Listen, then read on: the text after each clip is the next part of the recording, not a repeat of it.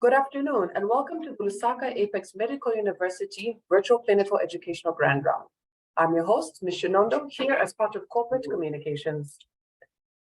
Today's Grand Round is from our Nursing and Midwifery faculty.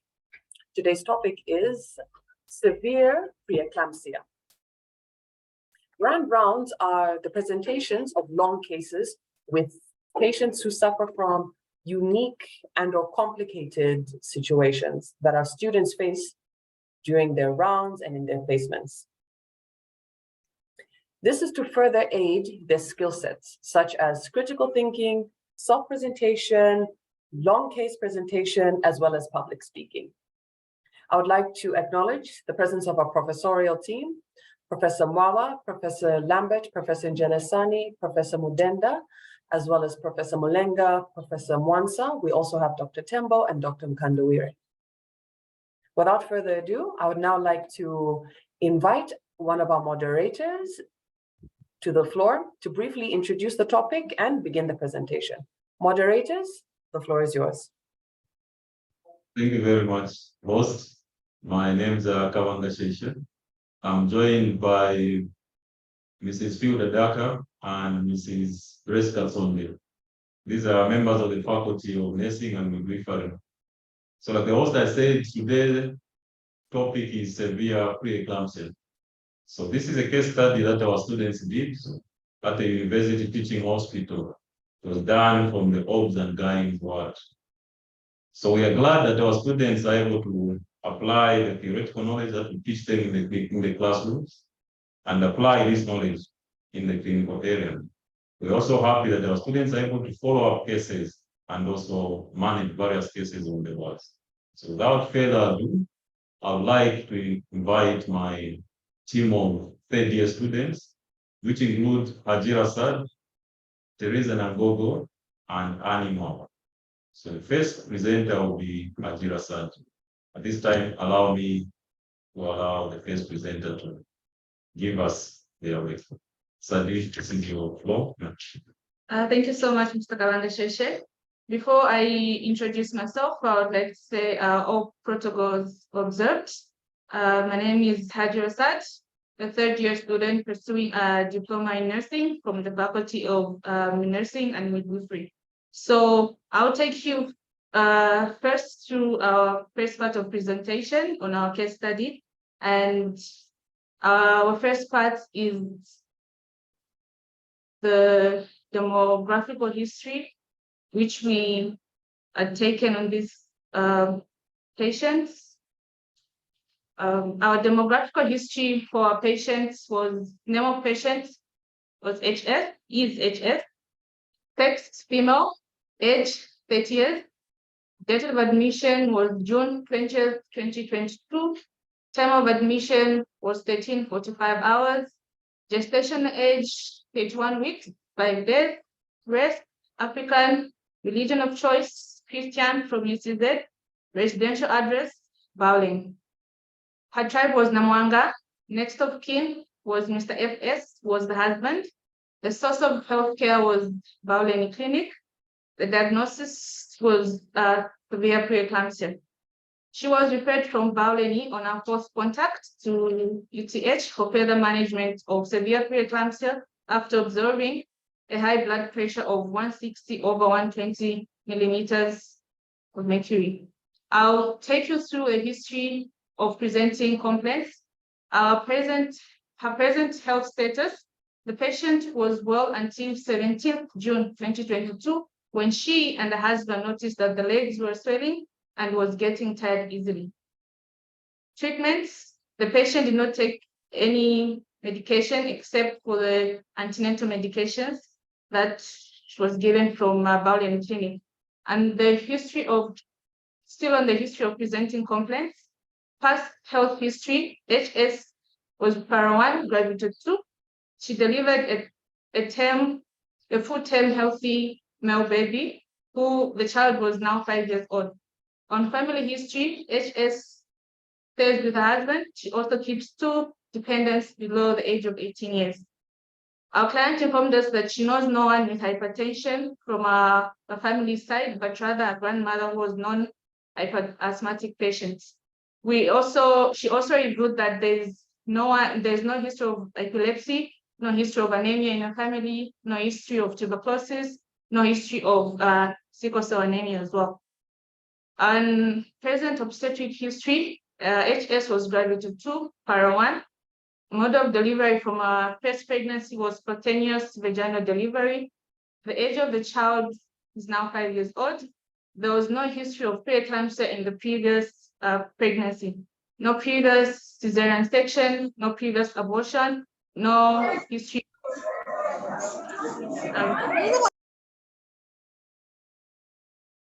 On social history, patient did not smoke, patient did not. It was a small-scale trader involved in a sale of vegetables and chapel. On birth preparedness, she was financially okay. She was able to travel from Bauleni Clinic to UTH as she was referred from there. And on arrival, she came with a baby layette as well. Our client appeared generally healthy with no signs of undernourishment. She did not eat frequently and she used to get tired easily. HS experienced some occasional episodes of severe headaches, which was relieved by rest. Still on history of presenting complaints, on personal and psychological history, the husband was extremely worried because of the wife's condition. Our client said that their house was adequate for the family and that there was no potential health hazards in the home. Their source of water was from a communal tap. On drug history, through the fourth contacts that I mentioned earlier on during antenatal, she had received IPT treatments of Fancida, deworming drug of mebendazole. She had received folic acid, ferrous sulfate, and she also received a third dose of tetanus toxoid to ensure well-being of the fetus. And then she had no history of adverse drug reactions while taking these antenatal drugs. And summary of our history, HS had no history of major medical condition. She had a good obstetric history. All antenatal medication was administered. There was no history of adverse drug reaction. Complaints of fatigue and loss of appetite were noted. Our impression was mild gravida with severe pre-eclampsia in a third trimester. On arrival, we did a physical examination in which we first did her vital signs. Temperature was 36.8 degrees Celsius. The blood pressure was 171 over 120 millimeters of mercury. Her respirations were 28 breaths per minute. Her pulse was 100 beats per minute. We also did her weight, which was 118 kgs, which indicated that she was generally had edema because of the weight being too high. A kick chart was opened and the fetal movements were present. Still on physical examination, our general survey will observe the general body belt of the patient and noted that the patient had generalized edema. On inspection, we noted the following during our inspection. She appeared dyspneic. She had a poor gait. First was edematous. Feet and hands were swollen. On palpation, we palpated the height of fundus to establish fundal height in relation to the gestational age, in which we found that she was 29 weeks because of the preeclampsia that she had. This is why her height of fundus was a bit behind compared to her gestational age. The edema was fitting in both feet. On auscultation, HS had a dull chest, sounds indicating pulmonary edema. Fetal scope indicated fetal heart rate of 130 beats per minute. Still on physical examination, we had a head-to-toe examination. On the skin, HS's skin was normal, no visible skin lesions. On eyes, no signs of edema of pallor was noted. On neck, no swollen lymph nodes were found in this region. On chest, breasts were symmetrical and no nipple retraction was observed.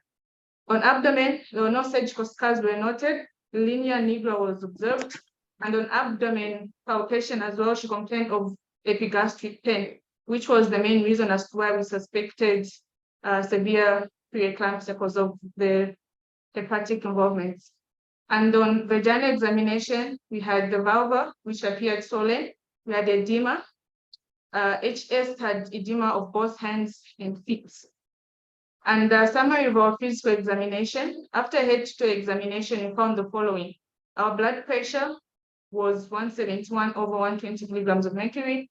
We had proteinuria, positive. We had a swollen upper and lower limbs.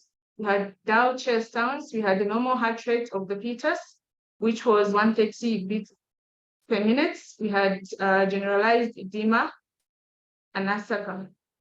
And then on our diagnostic investigations, we had done urinalysis, which revealed presence of proteins in urine, and it was positive.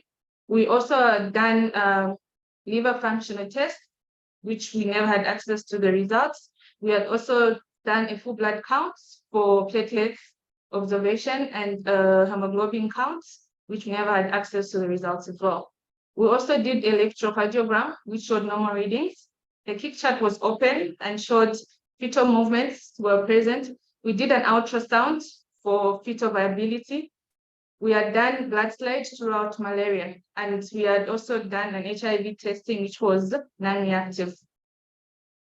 And then for management of treatments, due to the investigations and inspections that we did, we first gave a loading dose of magnesium sulfate of 14 grams to prevent convulsions, in which we had given 4 grams IV and 10 grams IM.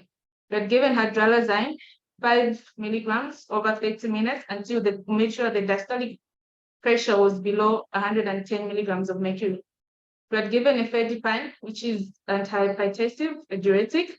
We had given IV fluids with strict intake and output, in which a fluid balance chart was opened. For magnesium sulfate, we made sure that magnesium chart was opened, in which we observed the pulse rate, the respirations, the urinalysis, and the knee reflexes. We had a drug chart as well for hydralazine and the efedipine to indicate and observe all the drugs that were given. And we first a medical dilemma during this case study. The couple wanted a natural delivery and refused early induction of labor against medical advice, despite appropriate and proper IC given to this couple. FS, who's the next of kin and husband, signed this order in which she said that he didn't want the wife to undergo early induction because of the misconceptions that he had, and he didn't want to lose both the baby and the wife in this case. But IEC was given, and they still did not sign. That's the end of my presentation on the medical dilemma, which I mentioned. And now I'll have our second presentation, our second presenter, my colleague, Theresa, to take us through on the nursing management that we did. Thank you very much, Hajjira Saad. As the second speaker, my name is Nagogo Theresa, a third-year student at Lusaka Apex Medical University, pursuing my diploma in nursing. So I'll be taking you through parts of the nursing care plan. So we assess the patient using the local organ and Tiani model of 14 activities of daily living. The following are the nursing problems that we identified: impaired breathing pattern, excess fluid volume, severe headache, and knowledge deficit. So for the first problem, which is impaired breathing pattern, our diagnosis was that impaired breathing pattern was related to pulmonary edema evidenced by dyspnea. Our goal was to improve patients' breathing pattern within 30 minutes of nursing interventions.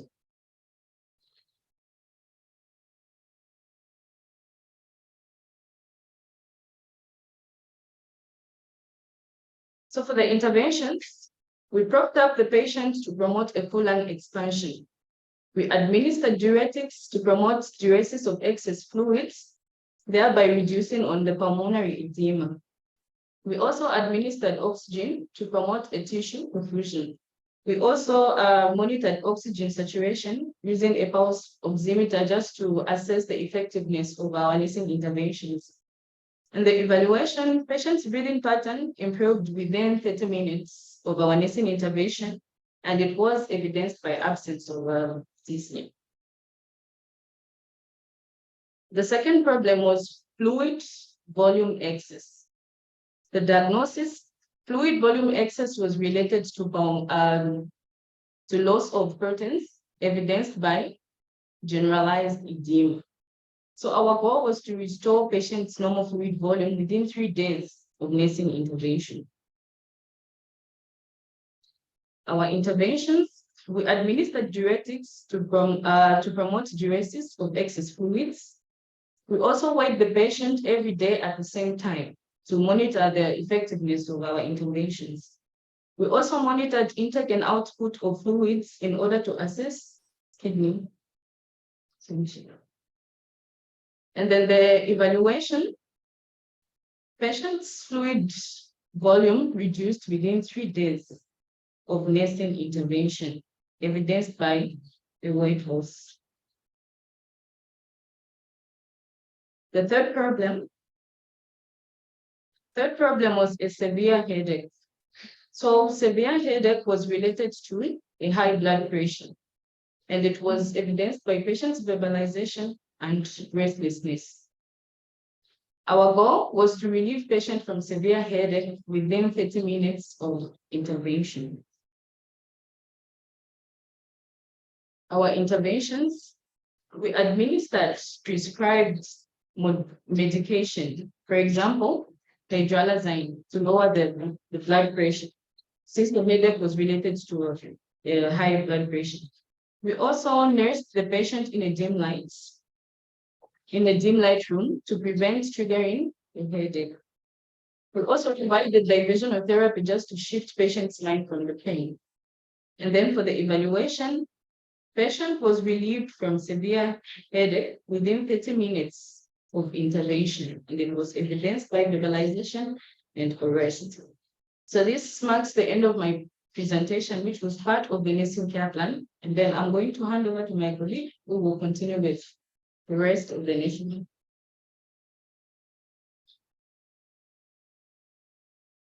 Thank you, Theresa. My name is Annie Mwaba, and I'm a student at Lusaka Apex Medical University, pursuing a Diploma in Nursing. So I'll continue on the nursing care plan, and I'll be talking about knowledge deficits. So knowledge deficit was related to clients' lack of information about pre-eclampsia, evidenced by the patient asking questions. And our goal was to impart knowledge in the patient and the next of kin about the condition and the possible complications. So our interventions were, we explained the disease process, predisposing factors, and the management of the condition to promote knowledge. And we allowed the patient and the partner to ask questions, and we answered truthfully to promote knowledge. So our evaluation was, knowledge was imparted and about the condition, and was evidenced by the patient not asking so many questions. Yeah. So I will also take you through the IEC. We encourage the couple to attend prenatal care so that they can prevent complications. Yeah. We encourage the patients to be having enough rest to conserve energy. We educated the patient on the importance of drug adherence to prevent possible complications. We also encourage the adherer to the prescribed diets, such as low salt, low protein, and slow fluid diets.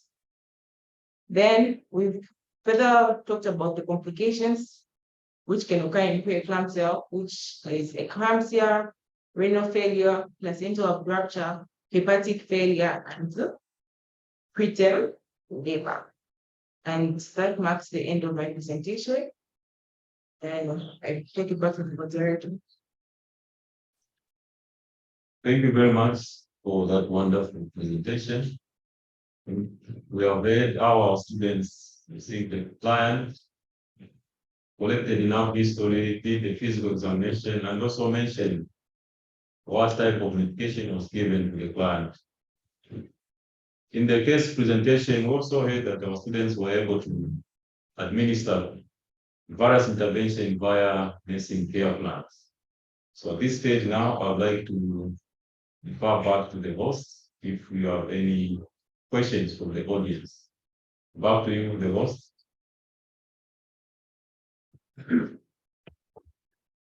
Thank you. Well done, students, well done. I would now like to open the floor for question and answer session. So, how we usually do this, you can ask your questions either by raising your hands, then the floor will be given to you, or you can simply type your questions in the comments. But before we begin question and answer, I would like to do a roll call. Do we have any students? You can answer by show of hands. Do we have any students from Kitwe site?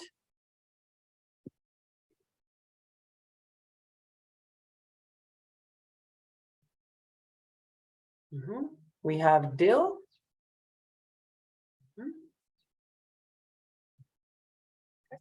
Thank you. What about from Kawe site?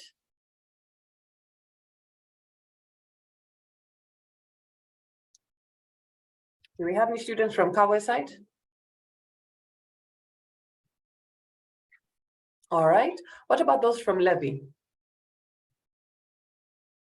Do we have any students with us from Levy?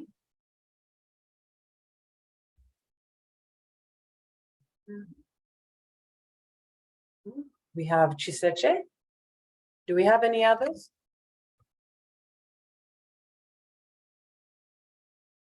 What about those from UTH?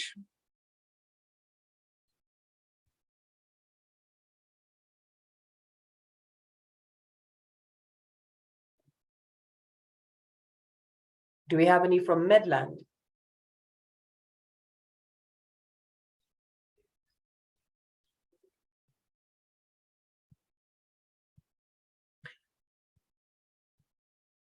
I see. Are most of our students here listening from main campus? Aha. Now I see you. Brian, Siame, Grace, Sarah, Faith, Patricia, Rosalind. Right.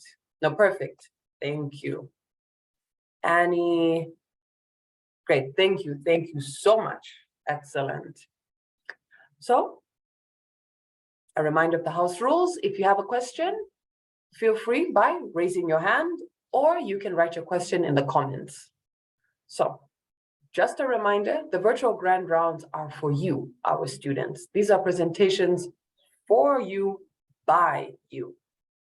So there are no wrong questions here. So this is a chance for you to interact and to learn more and just have an idea of what it's like to give presentations, how to ask during presentations, and the like.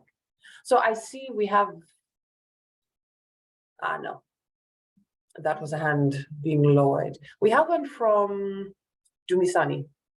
What causes preeclampsia in pregnancy, pathogenesis, and why does it take place after 20 weeks of gestation?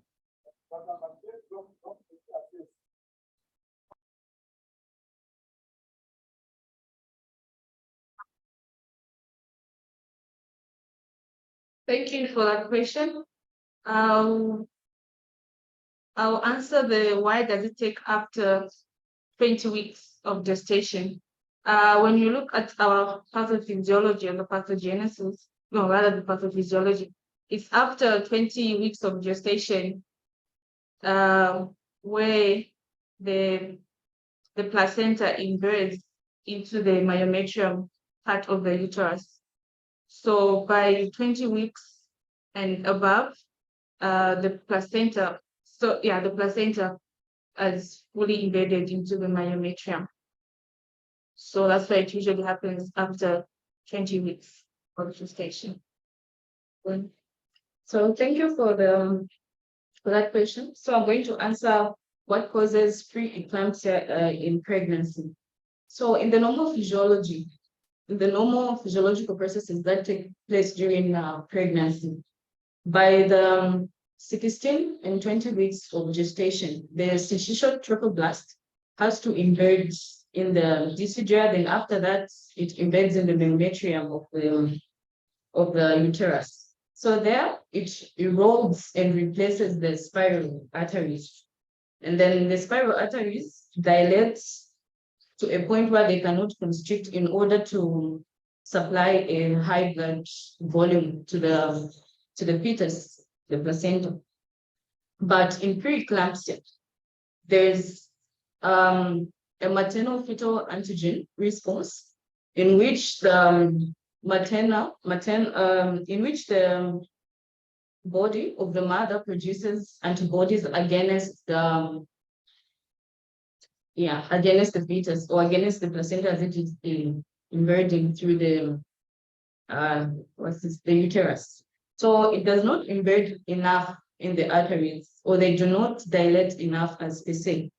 So there's like a low tissue perfusion to the placenta, which causes the maternal site again to produce substances against those blood vessels that will destroy those blood vessels in order for them to like dilate enough. So all that disturbs most of the arteries in the blood, hence predisposing one to preeclampsia, or hence causing preeclampsia. Thank you.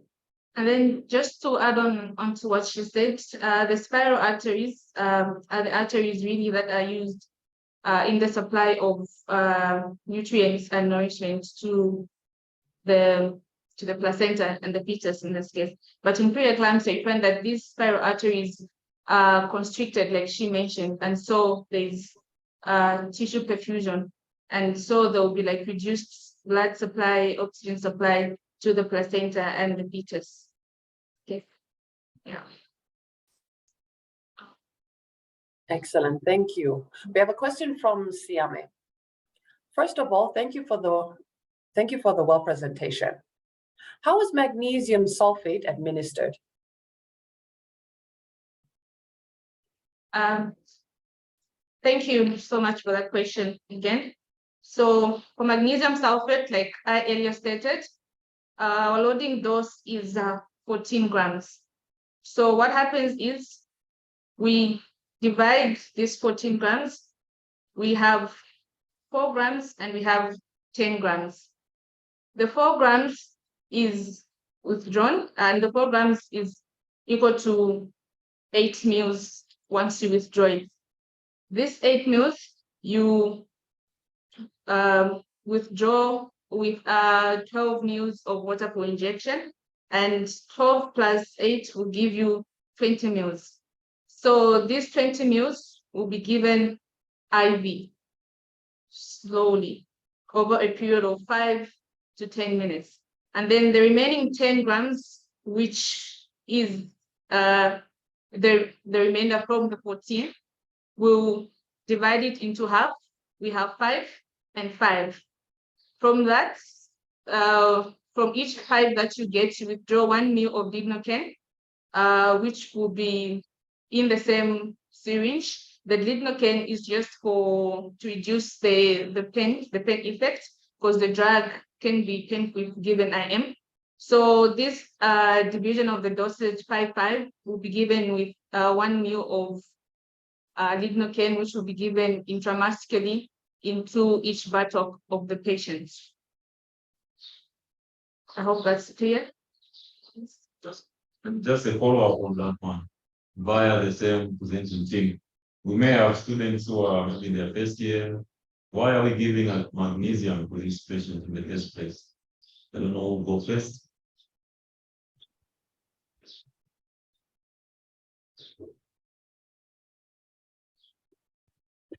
Okay, so we're given magnesium sulfate in order for us to prevent seizures and convulsions.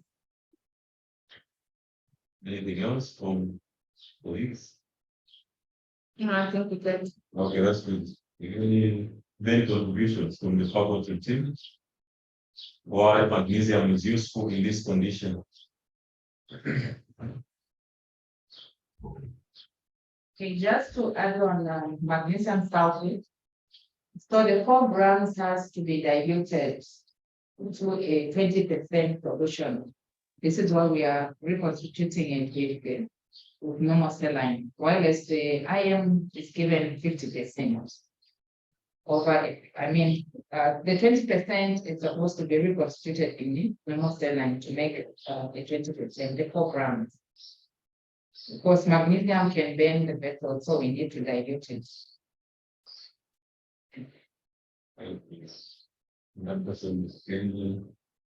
Okay, that's it. I think we can take some more questions. We can see the rest some more questions we start now.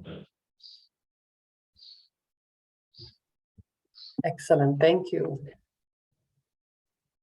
Do we have any other questions from those in the chat? You can ask your questions by raising your hand. We have one from Matthias. Great job. Students, keep it up. What are signs of toxicities of magnesium sulfate? Can you take another question? So take note of that, Tim. Let's get another question so that we can handle them at once. We have another one from Black Albino. In the case of magnesium sulfate toxicity, how do you manage the patient and how can one tell that there is magnesium sulfate toxicity? Okay. Thank you for that. I think we can handle these 2 questions. Tim? Yes. Thank you so much for those questions. So the first question was, how do you know that there is magnesium toxicity? Like I mentioned earlier on, as we were administering magnesium sulfate, we had opened a magnesium chart in which we took notes of the pulse, the respiration, the urinalysis, and the patellar reflexes. So in a case where a patient has been overdosed or has magnesium sulfate toxicity, you notice that as you're using a patellar hammer to check for the reflexes will be absent. And then there will be also signs of nausea and vomiting as well.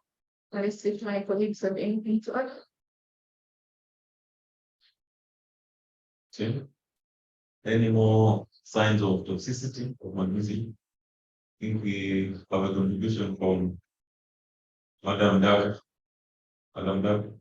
Yes, like what student nurse Hajjira has said, that we have to continuously monitor the patellar reflexes. So there will be diminished patellar reflex, as well as the respirations will be below 12.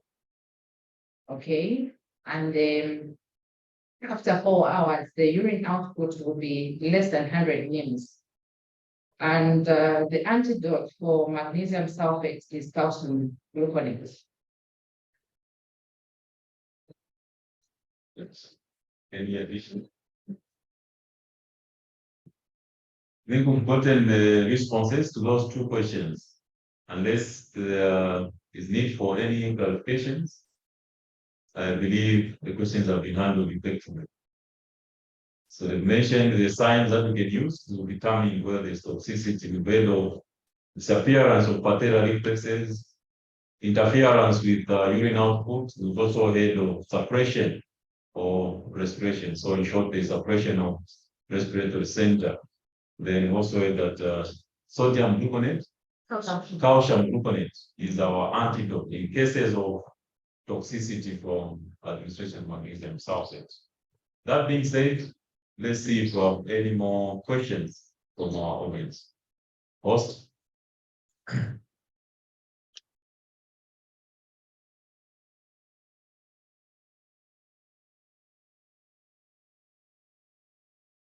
Thank you. We have one from Clive.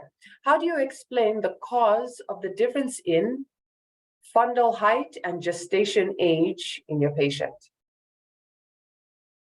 That's a good question. Do you have another question? Team, take note of that question. Currently, no. Currently, this is all we have. Thank you. Then I'll let the team respond to that. Difference in fundal height and gestational age. Yeah. So Madam Kasonde will take up that question. Madam Kasonde. Okay, so how do what can cause the differences between the two? That is gestation age and fundal height. We have quite a number of reasons. So the first reason I would say is if the woman is having a twin pregnancy, because she's carried 2 babies, so you find that the fundal height will be higher than the gestational age. And if a woman has a condition that we call polyhydramnios, which is having more amniotic fluids, the woman who have a higher fundal height as compared to the gestation age. The other reason can be if, because the gestation age we are just calculating from the LMP that was given by a woman. So sometimes you might find that they've given you a wrong LMP or the last menstrual period. So you find that your gestation age will be incorrect as compared to the fundal height. The other reason could be if a woman has what we call intrauterine fetal retardation. So you find intrauterine fetal retardation. This is a condition where the fetus has a low weight as compared to the normal weight that is supposed to be at the age it is. So that can cause a woman to have a low fundal height as compared to the gestation age. Then the last reason I'll give is that if there is an intrauterine fetal death, it simply means this fetus has stopped growing. So meaning the gestation age might be higher than the fundal height. Thank you very much, Madam Kasonde. You have any more additions? Okay, so we had a host of factors that can cause this difference between the fundal height and the gestational age that has been calculated. I'm sure you've taken note of those several factors that Madam Kasonde has mentioned. At this stage, I would like to get some more questions. Host. Excellent, thank you. We have another question from Black. Why is there proteinuria but less polyuria? Again? Why is there proteinuria but less polyuria? So I'll take up that question. Thank you very much. So one of the functions of the endothelial cells is to maintain membrane permeability, in which the kidneys help in filtering over small substances.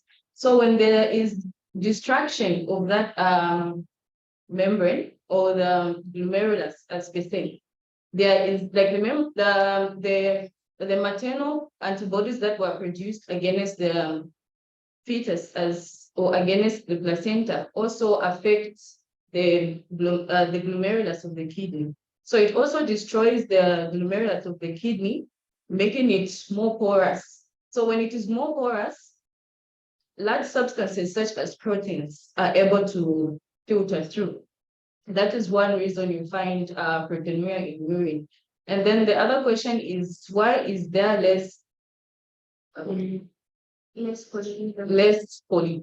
There is less polyuria because there is loss of those proteins. Remember, albumin is the protein which is being lost. And we all know that most of us likely know that albumin is a protein that exerts oncotic pressure, like it prevents fluids from moving out of the intravascular to the interstitial. So you find that the albumin is being lost and the fluids are moving from the intravascular into tissues. That's why you find the patient having generalized edema. The blood vessels will lack fluids, but the tissues will have fluids. So that will predispose one to having a low filtration rates. Yeah, so hence there will be reduced polyuria, but proteinuria. Thank you. So unless we have another response to that, Tim, are we okay? Yeah. So we read the response from for that question, which was asking why there's more proteinuria, less polyuria. Our student has handled those effectively. The patient is losing proteins, and this fluid has gone into tissue, and that's why there's reduced glomerular filtration, hence less urine output. I think stage, I think we can get some more questions. Excellent, thank you. We have a number of questions. So presenters, please be ready to take note. The first one is from Shiwe. What's the dose of calcium gluconate? Thank you, Chibo, for that question. The dose for calcium gluconate is 1,000 milligrams. Perfect. Next question. We have one from Gwendolyn. Why is there proteinuria? I think that one has been handled with the previous question. We can go to the next one if there's any. Let me run through any other urea-related questions. How is proteinuria connected to preeclampsia? Should we answer that one or we get some more? I think a few more, however, they're no longer related to proteinuria. We have one from Mo. What are the major effects that can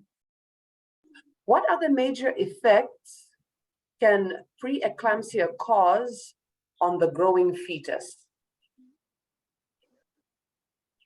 And we do have one more proteinuria question. Okay, let's see that. From Clive. In the case of significant proteinuria and other symptoms of preeclampsia, but gestation age below 20, does that qualify as preeclampsia? Let's hear that question again. In the case of significant proteinuria and other symptoms of preeclampsia, but gestation age is below 20, does that qualify as preeclampsia? I think we can take these two questions. Tim?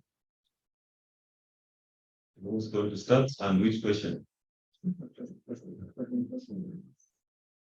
Can we start with the one effects of preeclampsia on the unborn baby? The growing child. Okay. Yeah. So starting once at that one.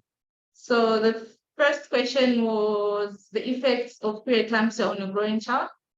Yeah. Growing child or Fetus. on fetus. Okay. So on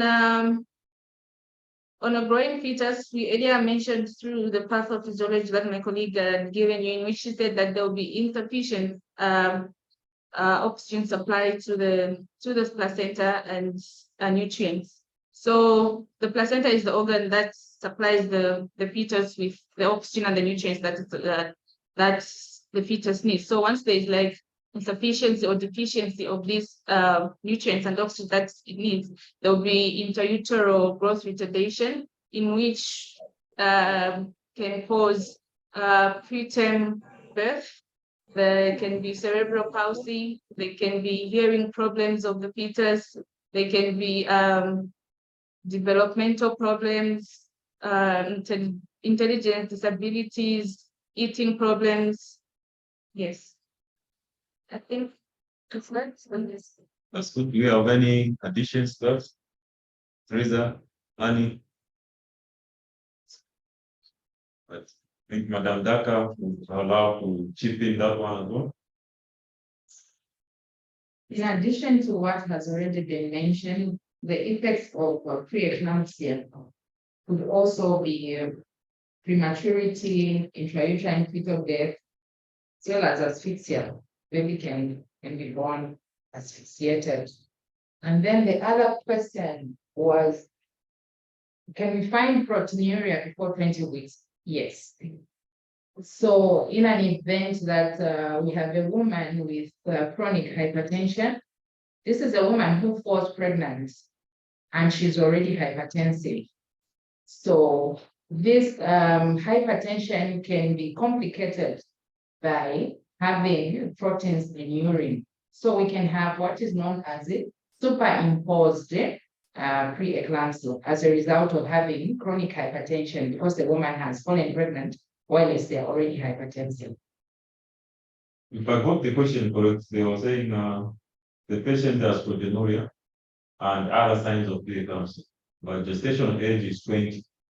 Does that qualify as preeclampsia? Gestational age is 20. below 20. Below 20 should be weeks, I think. 20 weeks. But other signs are there. Proteinuria is there, and signs and symptoms of preeclampsia are also present. But gestational age is below 20. Does that qualify as preeclampsia? It could be a renal problem. Okay, so to our audience, if like you call the question, you're saying the patient has signs of preeclampsia, but the gestational age is below 20. So we're saying that doesn't qualify to be termed as preeclampsia. Okay. I think we can get some more. Madam Kasonde would like to chip in with that as well. So let's get some more responses. I think there was a question about why preeclampsia is just coming at 20 weeks. I just wanted to follow up with this same question, which is talking about why not below? Because at 20 weeks, that's when we are saying the placenta is fully formed, and all the problems are coming as a result of this placenta, which has completely formed at 20 weeks. So lower than that, we should do more investigations. Probably there could be some other conditions that are making this woman to have that proteinuria. Thank you very much, Madam Kasonde and Madam Daka, and the team as well. Host, can we get some more questions? They are available. Excellent. So we have a comment from Lawrence. The girls are on point. That's a very good presentation. We have one from Typing, Mr. Typing. Keep it up, team. We're enjoying the presentation. My question is, do we have instances of magnesium sulfate contraindication?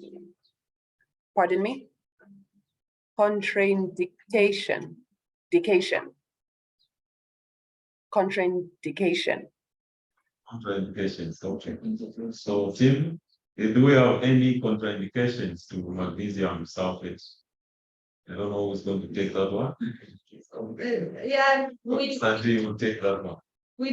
we do have contraindications when it comes to magnesium sulfate. Looking at the charts, you have to make sure her pulse is in the normal ranges before you administer it.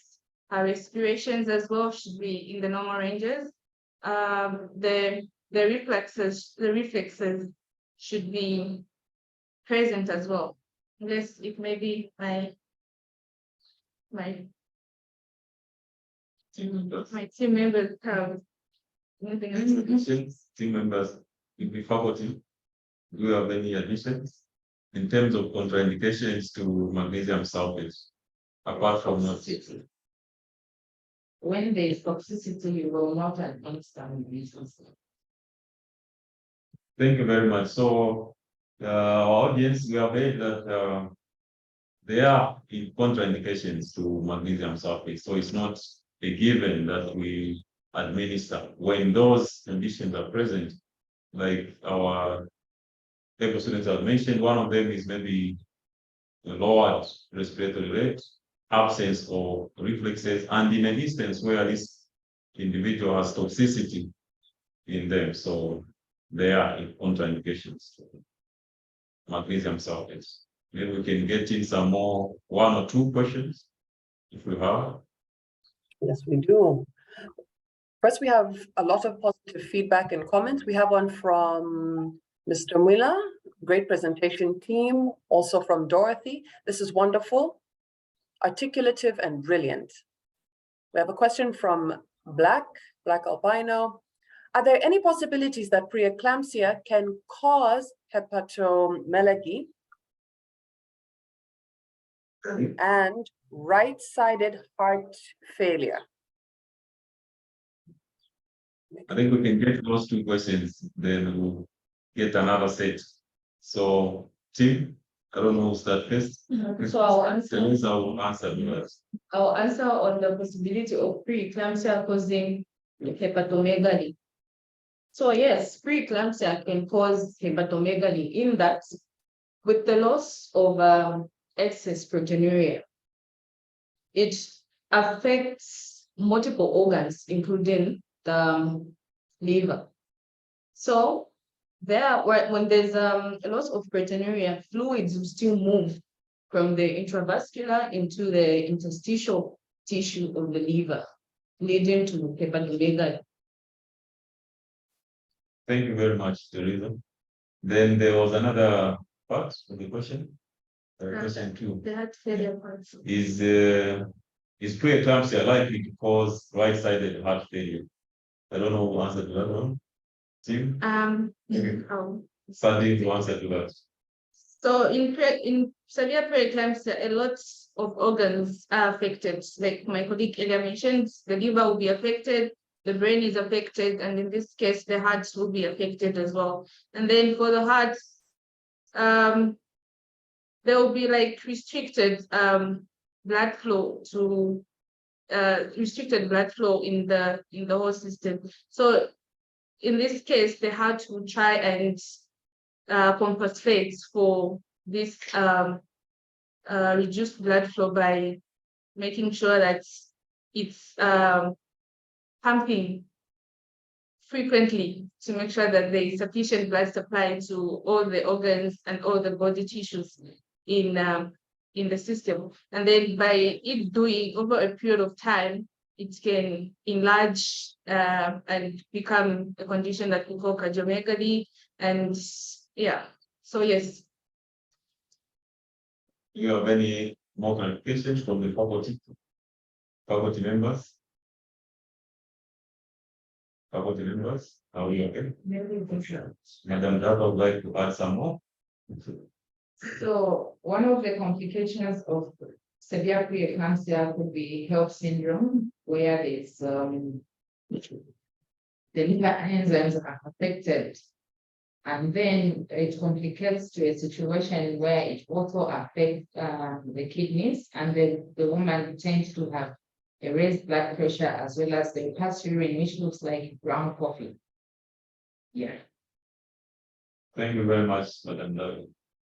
So we are receiving good feedback from the audience as well. This is very encouraging. So I think the questions have been responded to. We would like to get some more questions. Host. We have another comment from Dill. Keep it up. This is a wonderful presentation. Clive is asking, what causes upper right quadrant pain in preeclampsia? What causes, again, just a question. What causes upper right quadrant pain? Right upper quadrant pain in preeclampsia, but I assume they want to try preeclampsia. All right, I think we will take that question. Tim? Okay, thank you for the question. So what causes pain in the upper right quadrant is liver involvement. So when there's inflammation of the liver, it tends to compress the nerve endings in the area, hence causing pain. The commonly known as epigastric pain. And then just just to add on to the liver involvement, there will also be a sign rather in which the patient's urine will be, like she mentioned, coffee brownish because of the liver involvement. Thank you for those responses. In short, the pain that is being experienced in this right upper quadrant, this is the area of the abdomen, and this is the area in which we find the liver. So once the liver is affected, there is what is known as impaired pain. So we feel pain in this area when there is any problems to do with the liver. And even on palpation, it was mentioned actually in the physical examination that the patient had epigastric pain. And the epigastrium is also just closer to the right hypochondrial region. So we can get some more questions post. Thank you. We have another one. Nashibu, what is the key difference between preeclampsia and eclampsia? I think that's a quick one. Team? So, I don't know. thank you very much. Thank you very much for that question. The key difference is that eclampsia is a complication of preeclampsia, and it involves seizures and in severe cases a coma. Thank you. I saw you fighting to answer the question. I think we have another issue. No, What do you say about that? Okay. So, you No, okay? yeah, I'm Fine. good. All right. Yeah. Let's get some more questions. First. We have another one from Black Albino. In the case where cerebral odem has occurred, what medication or how do you go about the treatment? Also, what factors cause preeclampsia? Okay. That must be cerebral edema, I suspect. So, Tim, in cases of cerebral edema, what kind of treatment can we give to this patient? So in cases of cerebral edema, you can administer diuretics such as Lasix in order to promote diuresis of excess fluid in the body. Thank you. Right. Faculty, do you have any more response to that? Cerebral edema. 100%.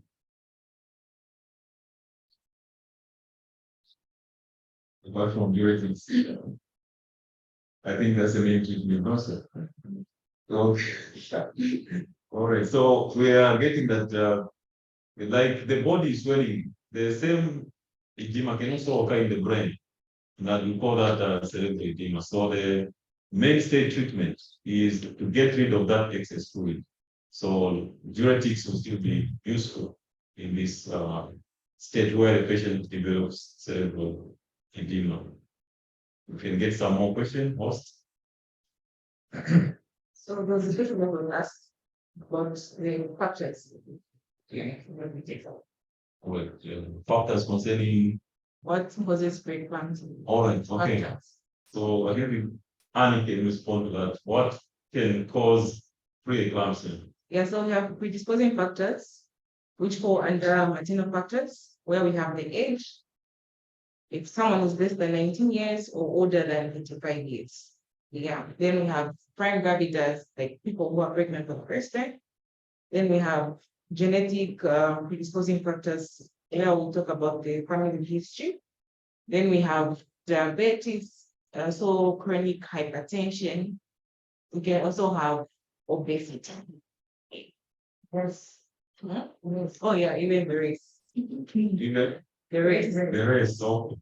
Okay, thank you very much, Steve, for that. So we already seen that this patient is an African, and preeclampsia is high in Africans. Apart from that, they mentioned age and other related factors. So I think we can get some more questions if we still have questions. Yes. Okay, before we get more questions, Madam Kasonde, there's something for us. I'm so sorry. So one treatment skipped my mind. I was trying to remember what it is. So in the case of cerebral edema, apart from the diuretics that were given, so we have to ensure that we limit the IV fluid that will be given to these patients. In a case where we require to give any fluids, we should be able to give hypertonic fluids and mannitol, so we can administer those so that we don't worsen the condition. Thank you very much, Madam Kasonde. So that was an addition to the question that was earlier posed concerning cerebral edema. Whether fluids have to be restricted and monitored strictly when we're handling such kind of patients. Apart from Lasix, we read that mannitol can also be used to treat this cerebral edema. So, host, we can get some more questions if we have questions. We do. First, we'll take a comment from Siame. Honestly, the presenters and the moderators have nailed it. Keep it up. We have one from Mr. Typing. In cases of magnesium sulfate contraindications, what could be the second line of treatment to severe preeclampsia? We can get another one. We get two.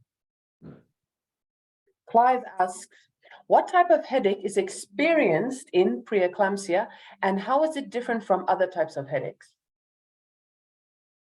Thank you very much. I think we will handle those two questions. The first one was about in cases of contraindication to magnesium sulfate, what else can we use to manage this patient? Tim? So Madam Kasonde will pick that one. Okay, so the first thing we need to understand is that we are not using magnesium sulfate to treat preeclampsia or to treat severe preeclampsia. We are just using it for prevention of fits. So it's either the patient hasn't fitted and we are worried that they are going to have a fit. So we'll give magnesium sulfate to prevent a fit from occurring. Because the moment a fit occurs, then it means we should be able to deliver this woman. Okay, so we are not giving that we treat. So we are treating the symptoms, I would say. So we are not actually treating the actual condition with this magnesium sulfate. So that's why I wouldn't say that there is another treatment that we're going to give for us to prevent fits. It's just in a case where, like, if maybe you are working from a place where you don't have the magnesium sulfate and the patient maybe has a fit, what can we do to prevent another fit from occurring as we wait maybe for magnesium sulfate to be given? That's where we can administer the diazepam just for us to be able to relax this patient. Otherwise, we are not treating magnesium sulfate. We are not treating preeclampsia with magnesium sulfate. We are preventing fits, or if a fit occurs, we are preventing further fits from occurring. Thank you very much, Madam Kasonde. So that was a very good clarification. So we are using magnesium sulfate not as a therapy the condition, but rather prevent one of the signs, which is actually a fit. Or if it has already occurred, we are preventing another fit from occurring. Then we had the second question. The second question was asking about forgotten. Okay. Okay, type of headache. Okay. I'm sure you're going to answer that one. Yes. Theresa, you can get it. Yes, thank you very much for that question. So the type of headache that is found in preeclampsia is described of more like a migraine, and it is different from other headaches in that for the treatment of a headache that is in preeclampsia, it does not require analgesics because the cause is usually due to a high blood pressure. So you have to administer antihypertensives in this case. Thank you very much.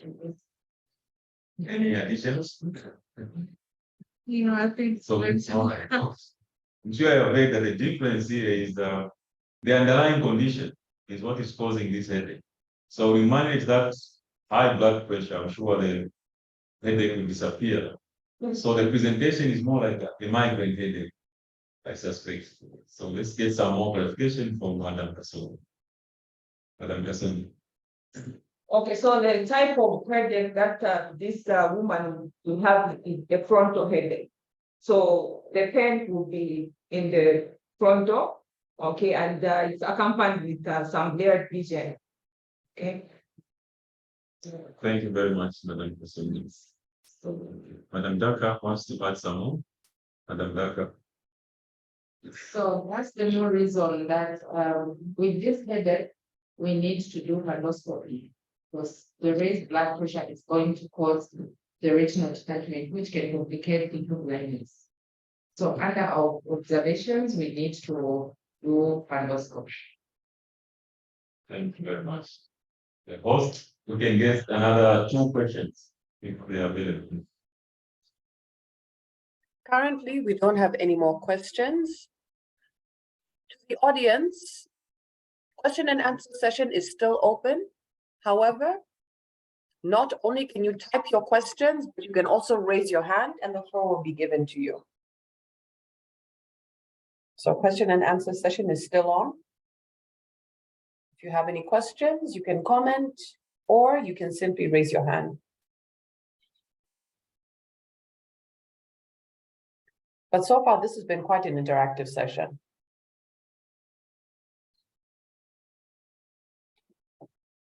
So also, as we wait for questions, one of our faculty members wants to add some more information. Madam Daka.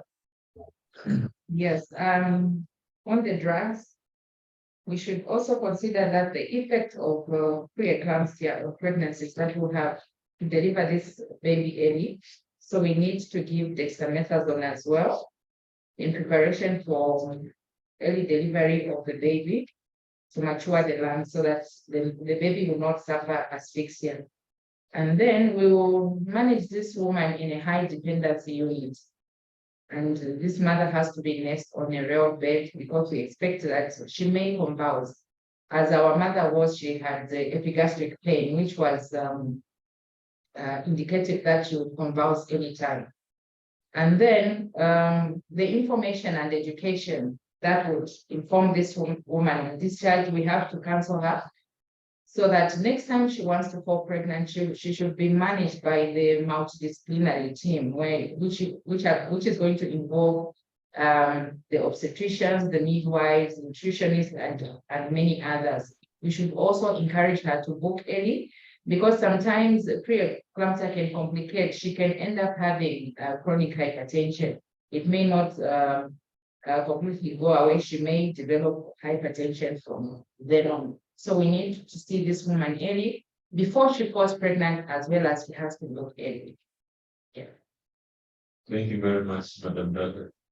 So in the case presentation, we heard that the couple refused to induce labor. So we see that despite us having this ideal way of managing patients, it's not always entirely in our hands. So sometimes patients may opt out. And that was our case for this particular case study. The couple refused to induce labor and they decided to go on with the pregnancy and deliver up to 10. But we are aware that there are so many complications that may arise. And like our faculty member said, it requires strict management. And this requires also multidisciplinary interventions. Host, do we have any more questions? We only have one more new question from Black Albino. Why is preeclampsia associated with a bleeding problem? So why is preeclampsia associated with bleeding problems? Tim? Annie? So Annie will respond to that. Like I said, in the complications that preeclampsia can cause placenta rupture. So because of the separation of the placenta to the uterus, that can cause things. Yeah. And just, Thank you for that. Additions, Tim? just to add on, so one of the functions of the endothelial cells is to prevent aggregation of platelets. So when the body produces antibodies that destroy these endothelial cells, there's like excessive use of these platelets in order to help in the healing process of those damaged endothelial cells. Hence, there'll be like less platelets in the body, predisposing the mother to bleeding disorders. Thank you. Any more additions? Madam Kasonde, you also chip in that. So, Madam Kasonde. My colleague mentioned one of the complications, which is the HELP syndrome. And this syndrome, we find that there is a depletion of the platelets. So when platelets are depleted, and we know what platelets do, they help in the clotting mechanism. So once the platelets are depleted, so this woman might even come with a condition that we call DIC, which is completed as disseminated intravascular coagulation as a result of the depletion of these platelets. Thank you very much, Madam Kasonde. So, audience, we heard those responses to why these patients may present with breathing disorders. One of them is DIC, that has been mentioned. We also heard that there is also interference with the integrity of the blood vessels. As a result, we see that patients may bleed from time to time. Unless we have another question, both, we can get that question. We have a continuation from the previous question. In the case of placental abrupture triggered by preeclampsia, is there anything that can be done to save the fetus? Okay, I think we can get that question. Tim, I don't know who's that first. Yes. Okay, Hajjira Saad. I think in this case, we can do induction of labor, especially if the gestational age is allowing us to have an induced labor. I think we can do that to save the fetus, unless maybe there's. So induction of labor, like our students have said, it will be the ideal approach so that we save this fetus. Okay. I think we can get another question. Currently, there aren't any other questions. And I think at this point, we can take questions now from our senior members. If we have any deans present with us. Dr. Connor gives his apologies. He's having trouble connecting.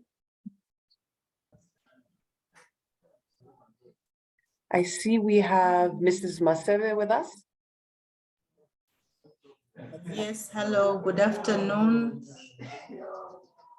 Welcome. Hello, can you hear me? Yes. Yes, unfortunately, my network bandwidth is low, but I would just like to thank the team for a job well done, and also the coordinators for the work well coordinated. Thank you very much. Thank you. Thank you, Mrs. Masebe. Do we have any other senior members with us?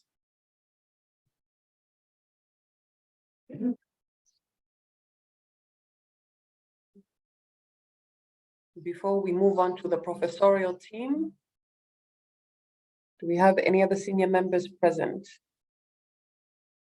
It seems not. So I would like to invite the professorial team to give their comments. I understand we have Professor Lambert in the room with the presenters. Welcome, Professor. Thank you. Thank you very much. May I start before others come in? I'm one of those very excited. This topic we have really done justice to it. Well done. I'm so pleased indeed. The history part, you did it very well. I have no problem with that. On the examination part, when you are talking about breath sounds, you used the word, there was a dull breath sound. I think that is not correct. Yeah, I think you meant there was a reduced breath sound. Because when you are using your stethoscope, there's no dullness as such. So I think that one make an observation on it. But otherwise, what I was so happy is the understanding of what is happening in that patient. The senior staff, the students were really very smart. Because pre-eclampsia, the way you have correctly described, it affects oxygen delivery to tissues, the endothelial cells which you have talked about. And at lung level, you touched on the lung level. And lung level, maternal, meaning the mother's lungs, are also affected. As you rightly said, there's edema in the lungs, there's edema in the liver, there's edema in the brain. It's when you have that in mind, let's look from the top, the brain. If the brain is edematous and the scar is a closed box, so edematous brain is occupying space. It's a space occupying lesion. So if it is, the kind of headache you will get is related to space occupying lesion. Therefore, it is a headache which is progressively getting worse. If this patient is not going for medical attention, progressively every day, the headache is getting worse. And I was happy to hear one of your staff members to say there's the blaring of vision. And I think she did say that the fundoscopy is one of the things we want to look at. And apart from blaring of vision, the headache with the space occupying region, because the brain is getting swollen, there may be nausea and vomiting with it. So you can explain. Then when it came to, you talked about right quadrant pain. Now I want to remind you, please, Apex, when you are talking about abdomen, have this in mind. The abdomen has 9 regions, 9 regions. The easiest way to remember: epigastric, umbilical, and the suprapubic. Who can forget that? Epigastric, umbilical, suprapubic. Then you go back to epigastric, and I was very happy he mentioned it.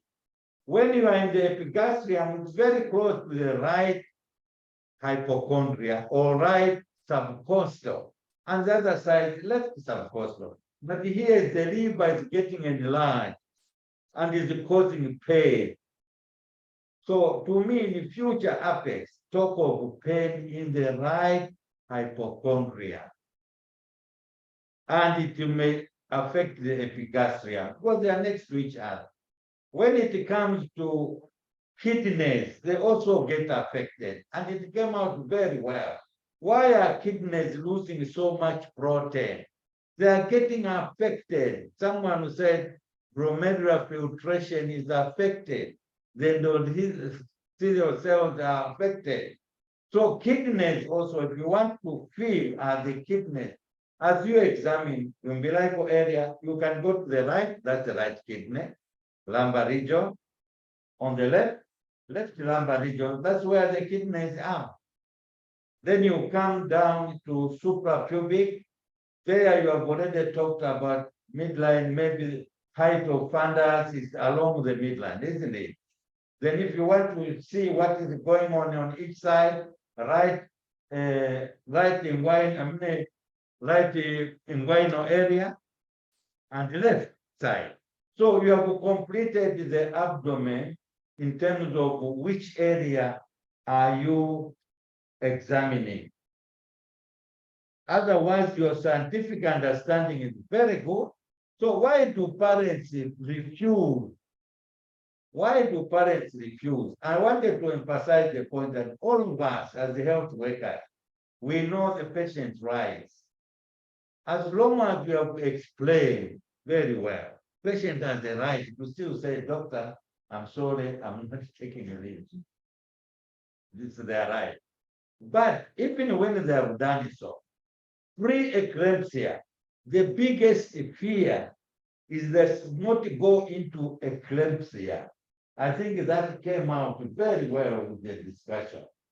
The aim is to prevent the patient to develop eclampsia by fitting cerebral seizure. So what will happen if you don't treat the cerebral edema and you are not managing the pre-eclampsia? Patient now deteriorates into fits. That's eclampsia. Now your course is an emergency because you are now aiming at saving the life of the mother. You are caught up now. There's no discussion. You say, well, now we have to remove the baby. But why parents are hesitant for premature child? By experience they have known. And you as a health worker should know that the premature child has no adequate surfactant production. Alveolar epithelial cell type 2 is able to produce adequate surfactant when the child is approaching full term. Alveolar epithelial cell type 2 production of surfactant to keep the alveoli open and able to ventilate the child. So all these, by society observation, they really don't like premature delivery, and we should understand them. So our aim is to manage pre-eclampsia so well. I hope this patient, you are following up very closely. Don't say, no, sign in this file. You have signed against our advice. Don't do that. These are good people. Look after them, even with their what you may call wrong choices, but look after them well. So the way you have presented this topic, how I wished Norway was listening. I was pushing for Norway connection because Norway people requested that you want to participate in your grand round. Otherwise, I'm very excited. I will report to your vice chancellor when he comes back. Unfortunately, he has traveled to Kasama for a funeral. And when he comes back, I'm sure he will ask me, how was the grand round from nurses? I'll say, it was wonderful. How I wish you can be repeating every week. Thank you.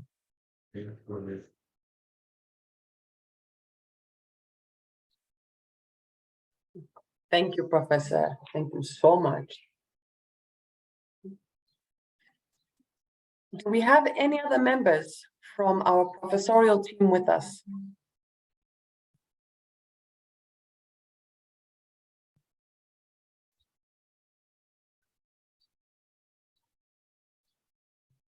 No, unfortunately, we don't. Again, yes, to echo Professor Lambert's words, yes.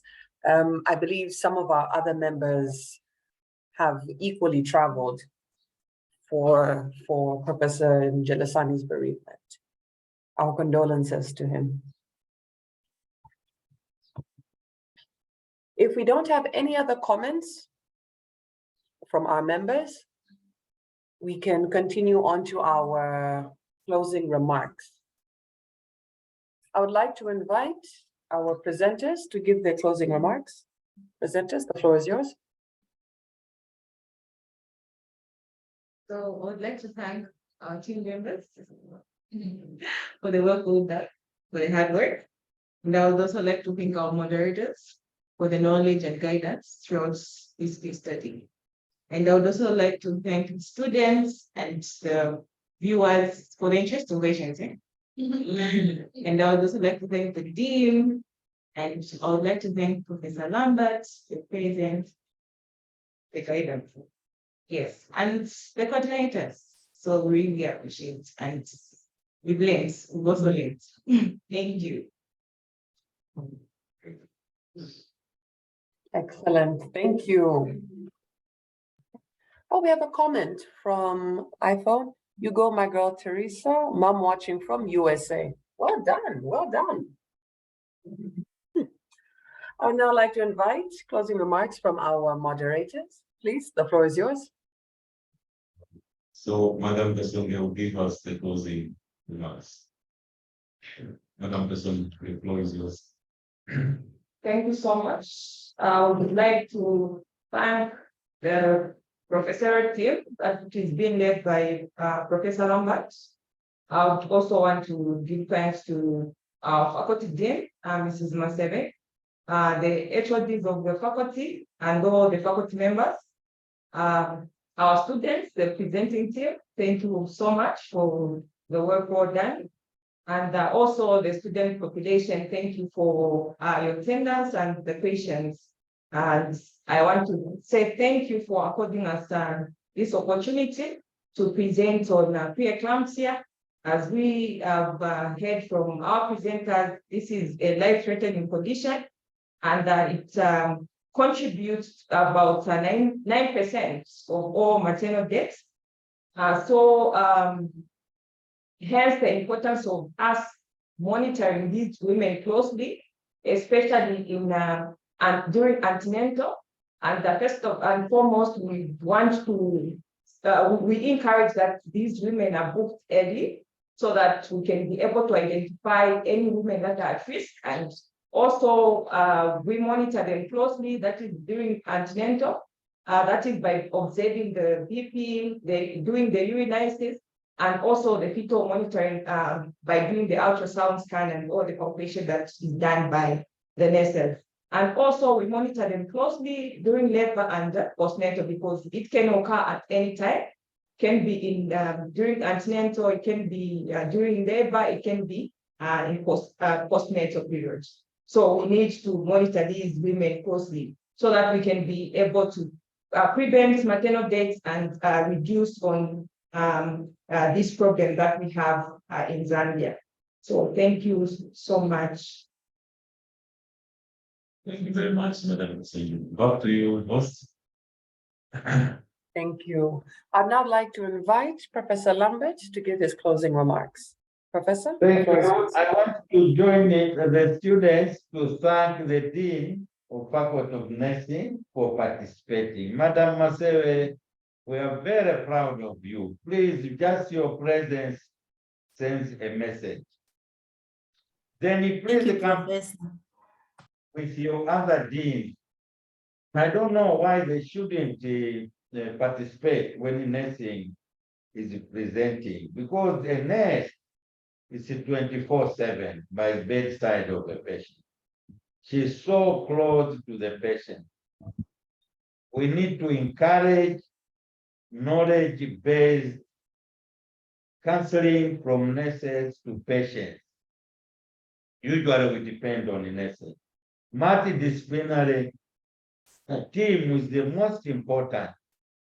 For example, the physician, when they say there's right ventricular failure, they can easily explain that when there's edema in the lungs, there's a restriction of blood flow through the lungs, and there will be buildup of pulmonary pressure.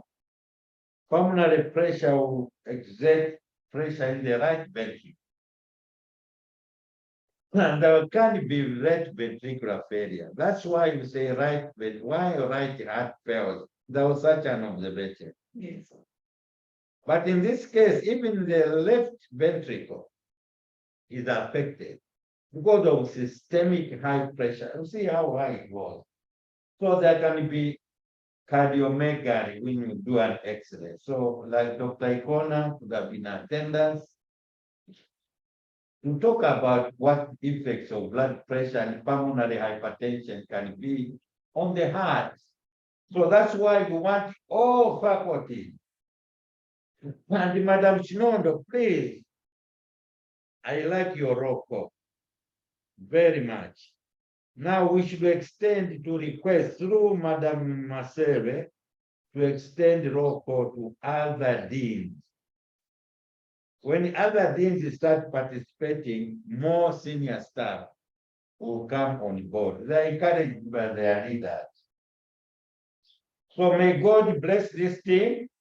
Please prepare more and more of such topics. Nursing should be ever ready. Don't say we have run out of a case. No. May I say, may God bless you all. And I would love to have a group picture with you, those who are here. I'm very happy. Thank you. Excellent. Thank you, Professor, and duly noted. Thank you. Again, presenters, job well done. Excellent. I would also like to thank your moderators as well. Thank you. Excellent input, excellent guidance. And as always, Professor Lambert, your guidance and your feedback is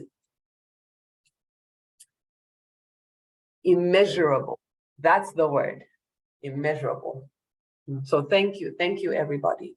So we're at the end of today's virtual clinical educational grand round on severe pre-eclampsia.